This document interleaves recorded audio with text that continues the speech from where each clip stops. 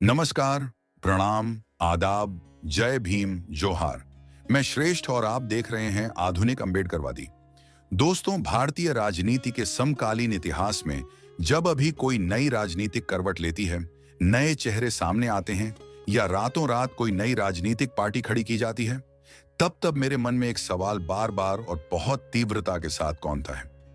सवाल यह है कि क्या आज के 21वीं सदी के भारत में कोई भी राजनीतिक दल, कोई भी संगठन या कोई भी तथाकथित डिजिटल एक्टिविस्ट बोधिसत्व बाबा साहब डॉक्टर भीमराव अंबेडकर के विचारों, उनकी विरासत और उनके नाम का उल्लेख किए बिना व्यापक जन समर्थन हासिल करने की कल्पना भी कर सकता है? जवाब बहुत सीधा और साफ है, कदापि नहीं। आज स्थिति यह बन चुकी है कि चाहे देश की मुख्य धारा की सत्तावादी राजनीति हो, सड़कों पर होने वाले सामाजिक आंदोलन हो या फिर संविधान और लोकतंत्र की रक्षा की बड़ी बड़ी दुहाइयां देना हो, बोधिसत्व बाबा साहब डॉक्टर अंबेडकर का नाम और उनकी वैचारिक विरासत हर जगह दिखाई देती है। और इसके पीछे की कड़वी सच्चाई क्या है, यह आप और हम भली भांति समझते हैं। बाबा साहब का नाम आज उन लोगों के लिए एक अभेद्य ढाल और सुरक्षा कवच बन चुका है, जिसके पीछे छुपकर बड़े से बड़ा अवसरवादी और प्यार का भूखा व्यक्ति भी खुद को इस सदी का सबसे बड़ा क्रांतिकारी साबित करने की नाकाम कोशिश करता है। आज की इस वीडियो में हम एक बेहद खास चेहरे की पड़ताल करने वाले हैं। नाम है अभिजीत दीपके। आज यानी 6 जून को जब वे एयरपोर्ट के वीआईपी एग्जिट गेट से बाहर निकल रहे थे, तो चारों तरफ चमचमाते कैमरों, फ्लैशलाइट्स और मीडिया के भारी हुजूम के बीच उनके हाथ में बोधिसत्व बाबा साहब डॉक्टर अंबेडकर की एक पुस्तक विशेष रूप से दिखाई दी। अब यहां सोचने वाला मुख्य विषय यह है कि वह पुस्तक आखिर कौन सी थी और ऐसा क्या खास कारण था कि उन्होंने मीडिया के कैमरों के सामने उसे इतनी प्रमुखता से जानबूझकर प्रदर्शित किया। क्या यह वाकई एक सामान्य पुस्तक पठन था, जैसा कि एक आम स्कॉलर करता है? क्या यह बाबा साहब के सिद्धांतों के प्रति उनकी अंतरात्मा की कोई गहरी प्रतिबद्धता थी, या फिर इसके पीछे कोई बहुत ही बारीकी से बुनी गई पीआर स्ट्रेटजी, सस्ती लोकप्रियता पाने की भूख और एक बड़ा राजनीतिक संदेश छिपा हुआ था? आज आधुनिक अंबेडकरवादी इसी प्रतीकात्मक राजनीति और वैचारिक पाखंड की परत दर परत तर्कों के आधार पर पड़ताल करेगा। यदि आप पहली बार हमारे चैनल पर आए हैं, तो इस चैनल को अभी सब्सक्राइब कर लीजिए और नीचे कमेंट बॉक्स में हमें जरूर बताइए कि आप यह वीडियो देश या दुनिया के किस कोने से देख रहे हैं। और हाँ, वीडियो को आगे बढ़ाने से पहले एक बात पूरी तरह साफ कर दूं। इस वीडियो का उद्देश्य किसी व्यक्ति विशेष का अंध विरोध करना या किसी की छवि को ठेस पहुंचाना नहीं है, लेकिन एक जागरूक, सचेत और पढ़े लिखे नागरिक के तौर पर जब जन भावनाओं और महापुरुषों के प्रतीकों का इस्तेमाल राजनीति के लिए किया जाए, तो उस पर तीखे सवाल खड़े करना हमारा लोकतांत्रिक अधिकार भी है और एक सच्चे अंबेडकरवादी होने के नाते हमारी सबसे बड़ी जिम्मेदारी भी। तो आइए बिना किसी पूर्वाग्रह के तर्कों और तथ्यों की इस धारदार पड़ताल को शुरू करते हैं। तो चलिए अब आते हैं आज के इस पूरे घटनाक्रम के सबसे दिलचस्प और कड़वे हिस्से पर। सच मानिए दोस्तों, बड़े ही अद्भुत और कमाल के होते हैं ये आज के दौर के विदेशी रिटर्न क्रांतिकारी। जरा इनके ठाठ बाट और इनकी क्रांति का तरीका तो देखिए। इनके आलीशान सूटकेस और ट्रैवल बैग्स भले ही दुनिया के सबसे महंगे ब्रांडेड कपड़ों, चमचमाते गैजेट्स, लाखों के मोबाइल फोनों और महंगे विदेशी परफ्यूम से लबालब भरे हों, लेकिन एयरपोर्ट के वीआईपी एग्जिट गेट से बाहर निकलते वक्त इनके हाथों में बोधिसत्व बाबा साहब डॉक्टर भीमराव अंबेडकर की एक चमचमाती हुई किताब ऐसे सजी होती है जैसे कोई दूल्हा अपनी बारात में सिर पर सेहरा सजाकर निकला हो। अब यहां सबसे बड़ा और कड़वा सच ये है कि यह किताब वहां पढ़ने के लिए नहीं रखी गई थी, न ही उस किताब के गहरे सिद्धांतों को आत्मसात करने या समझने के लिए उसे हाथ में पकड़ा गया था। साहब, वह किताब तो वहां सिर्फ इसलिए नुमाइश के लिए रखी गई थी ताकि जब गोदी मीडिया या सोशल मीडिया के कैमरों का हाई डेफिनेशन HD लेंस झूम करे तो कवर पेज पर छपी बाबा साहब की तस्वीर हेडलाइन में साफ साफ दिखाई दे जाए। यानी ज्ञान की किताब को एक राजनीतिक होर्डिंग बना दिया गया। जरा ठहरिए और ठंडे दिमाग से एक बात सोचिए। बोधिसत्व बाबा साहब डॉक्टर अंबेडकर ने अपना पूरा जीवन लंदन और कोलंबिया जैसे विश्वविद्यालयों की और पुस्तकालयों की शांत दीवारों के बीच बिताया था। उन्होंने अपने समाज को हक दिलाने के लिए रातों की नींद त्याग दी, हजारों हजार दुर्लभ किताबें पढ़ी, सैकड़ों ऐतिहासिक लेख लिखे और अंततः ज्ञान को इस देश के शोषितों का सबसे बड़ा और अचूक हथियार बनाया। लेकिन अफसोस की बात देखिए कि आज की इस पीआर और सोशल मीडिया वाली जनरेशन ने उसी महान, पवित्र और तपस्या से उपजे ज्ञान को एक सस्ते फोटो प्रॉप और इंस्टाग्राम रील्स के मटेरियल में तब्दील कर दिया है। आज स्थिति यह है कि एयरपोर्ट के वीआईपी लाउंज से लेकर धरना प्रदर्शन के मंचों तक बाबा साहब की किताबें हाथों में ऐसे घुमाई जाती हैं जैसे कोई चुनाव का पर्चा या प्रचार सामग्री हो। और विडंबना की पराकाष्ठा तो देखिए, इतिहास का इससे क्रूर मजाक और क्या हो सकता है।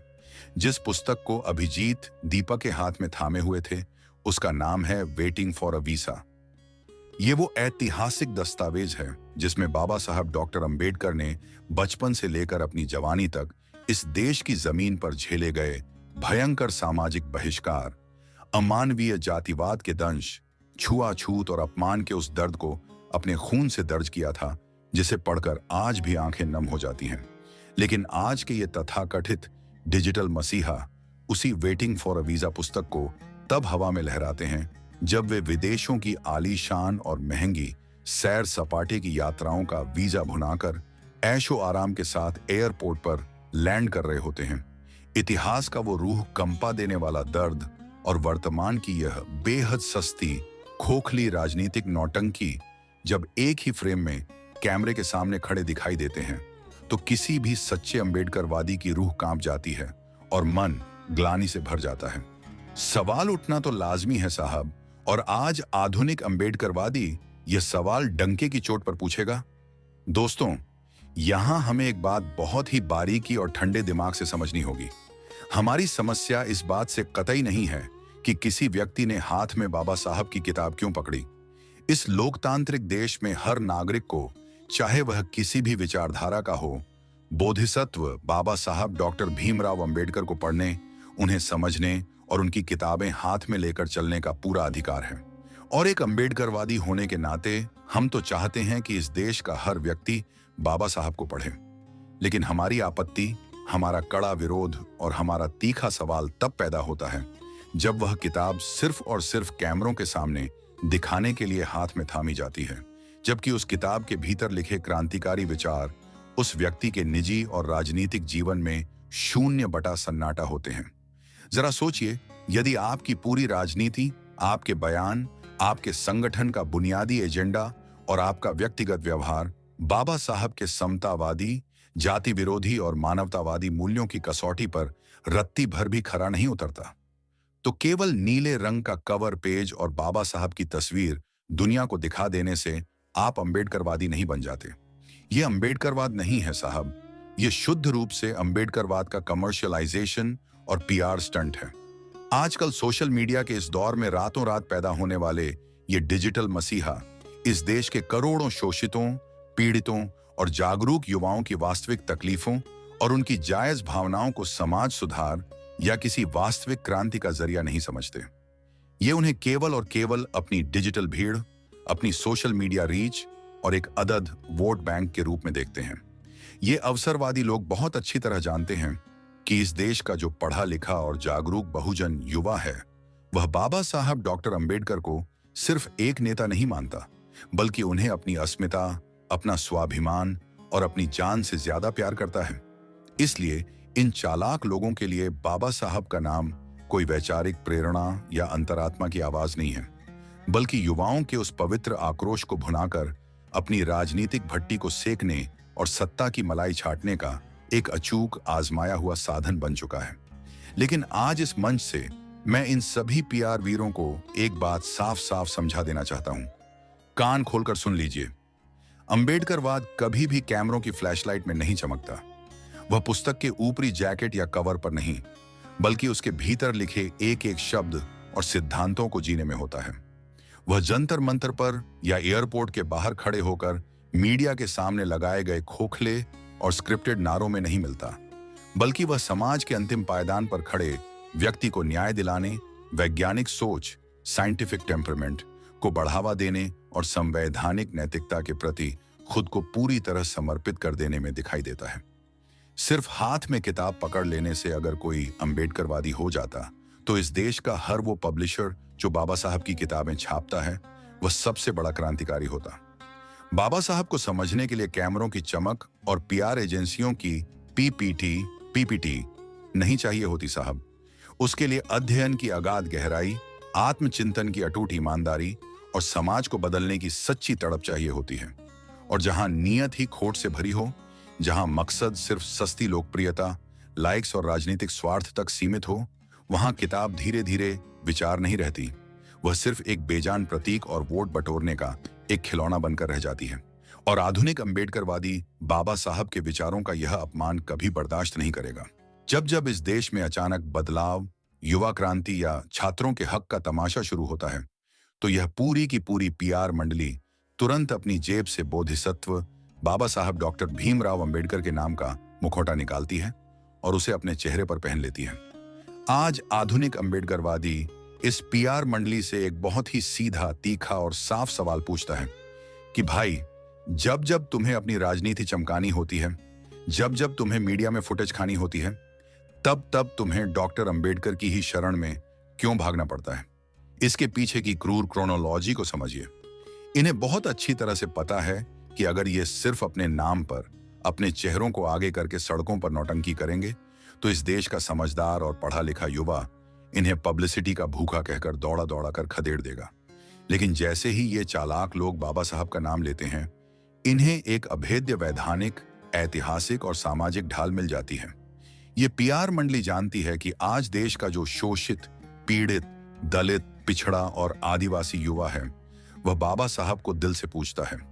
ये गिद्ध बहुत अच्छी तरह जानते हैं कि युवाओं के उस सच्चे, पवित्र और ऐतिहासिक आक्रोश को अपनी राजनीतिक भट्टी का ईंधन कैसे बनाना है। युवाओं को अपने पीछे रैलियों में और सोशल मीडिया पर लाने के लिए बाबा साहब डॉक्टर अंबेडकर के नाम से बड़ा, सच्चा और पवित्र कोई दूसरा नाम नहीं है। और ये अवसरवादी इसी नाम का शिकार करने निकलते हैं। तो आइए आज इन कॉकरोच जनता पार्टी के कर्ता धर्ताओं, इनके मुखिया और इनके जैसे तमाम डिजिटल और पीआर वाले तथाकथित मसीहाओं के ढोंग की हवा निकाल देते हैं। हम तो इस मंच से खुलेआम कहते हैं कि देश के युवाओं को और मुझे भी यह मान लेने में कोई संकोच नहीं है कि अभिजीत दीपके जी इस सदी के सबसे महान और सच्चे अम्बेडकरवादी हैं। लेकिन हमारी एक बहुत ही छोटी, न्याय संगत और बेहद साधारण सी शर्त है। और हमारी यह शर्त इतनी सिंपल है कि इसके लिए उन्हें कोई पहाड़ नहीं तोड़ना है।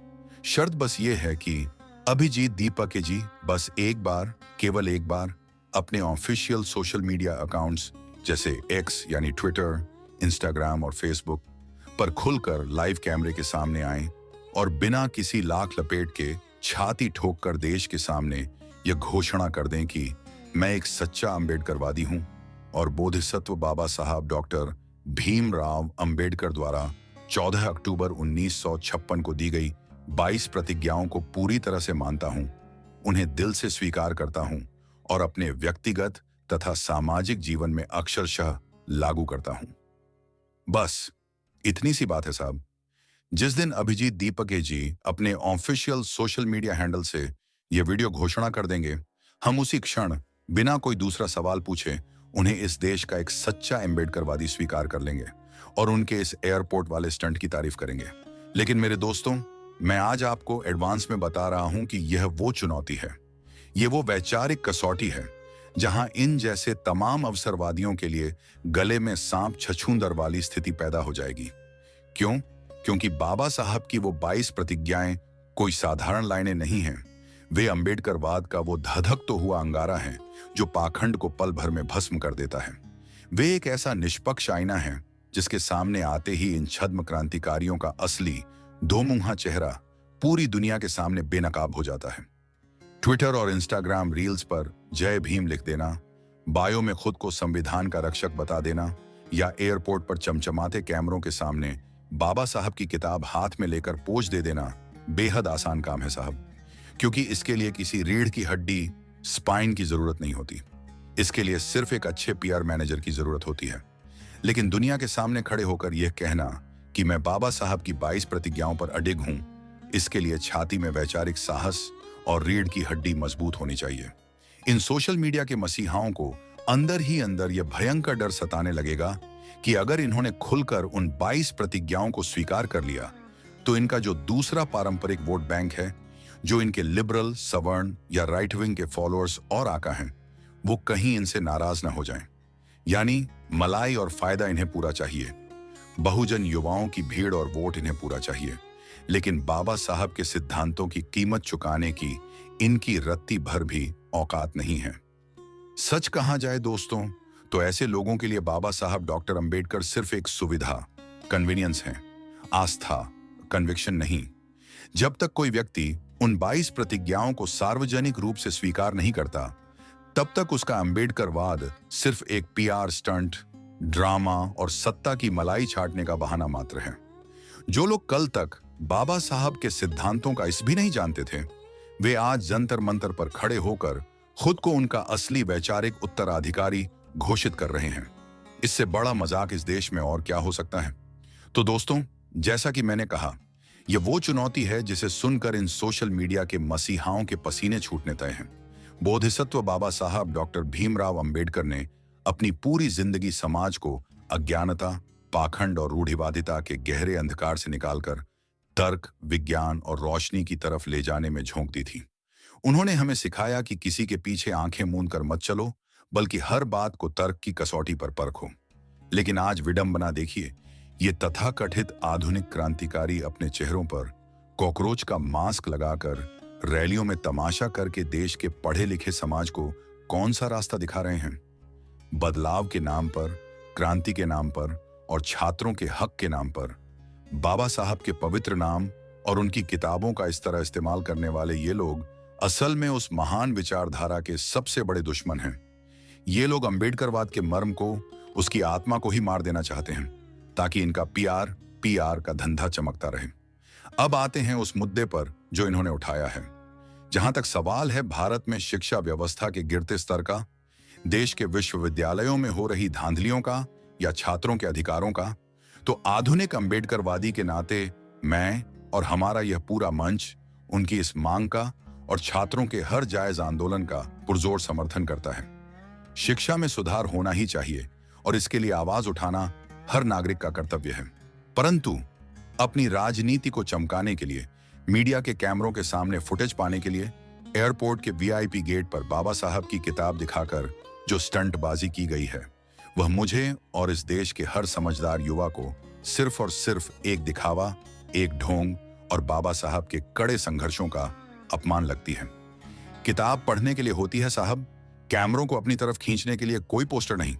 इस पूरे विषय पर, एयरपोर्ट के इस पीआर स्टंट पर और आधुनिक अंबेडकरवादी की इस खुली चुनौती पर आपके क्या विचार हैं? क्या आपको भी लगता है कि बाबा साहब का नाम इन लोगों के लिए सिर्फ एक राजनीतिक सुविधा बन चुका है? कमेंट बॉक्स में अपनी राय पूरी बेबाकी और ईमानदारी के साथ दर्ज कीजिए। और यदि आपको लगता है कि आज इस वीडियो ने अवसरवाद और पाखंड के चेहरे से मुखौटा पूरी तरह से उतार फेंका है, तो इस वीडियो को चुप मत रखिएगा। इसे देश के हर जागरूक, पढ़े लिखे और सच्चे अंबेडकरवादी युवा तक शेयर जरूर कीजिएगा, ताकि कोई भी इनके इस छद्म क्रांति के जाल में न फंसे। देखते रहिए आधुनिक अंबेडकरवादी। जय भीम, जय भारत, जय संविधान।